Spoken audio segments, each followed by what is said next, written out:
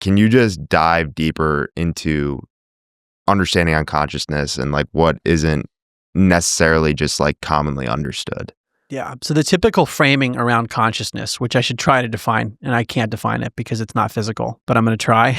I think about it as the part of us that experiences.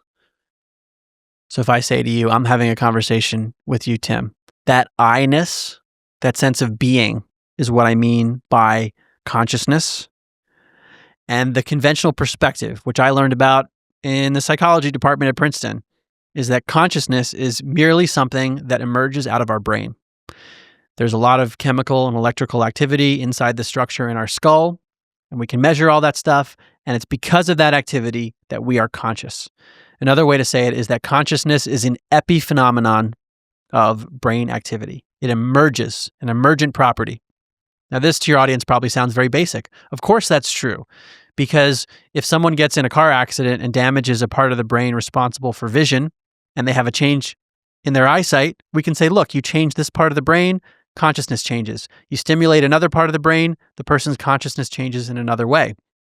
There are all these correlations between the state of the brain and the state of a person's consciousness. They're known as neural correlates of consciousness, NCCs. And that's what neuroscience studies. Change the brain width this way, consciousness changes this way. Okay, very simple. The leap that people then make, which I think is faulty, is they say because the brain is so tightly correlated with conscious experience, it must be the case that the brain creates conscious experience. Why is that potentially wrong? Because correlation doesn't always imply causation. As Dr. Bernardo Kastrup says, he's a philosopher in this area.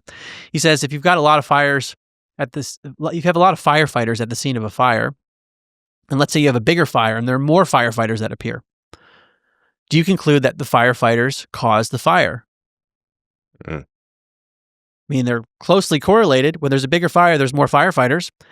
Alternatively, we could say that it must be the case that the firefighters were a creation of the fire. The fire has a mystical ability to manifest firefighters out of thin air, and that's why the firefighters are there. My point here is that just because you have things that are related to each other doesn't mean that one causes the other. There's another model that you could come up with to explain the relationship between all those things. And that's what I think we're doing with consciousness. That it's not the brain is creating consciousness, even though the brain is correlated with consciousness.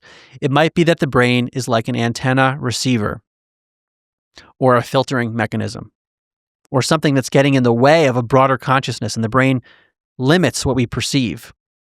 An analogy that really stuck with me, I remember this in 2016, Dr. Gary Schwartz from the University of Arizona talked about this, and also Larry Dossi, a medical doctor, that if you've got an antenna on your television set and you take a hammer basically and smash the antenna, all of a sudden the TV show on your screen, it's really scratchy.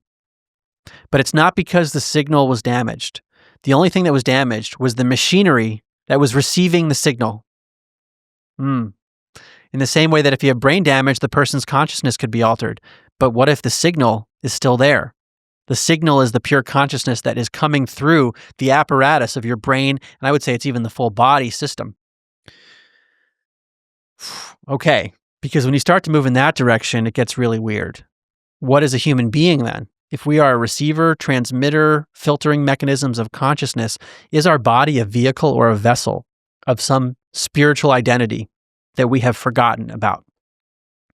And as you were alluding to, Tim, in some cases, when the brain is out of the way, then people actually have an enriched experience of consciousness.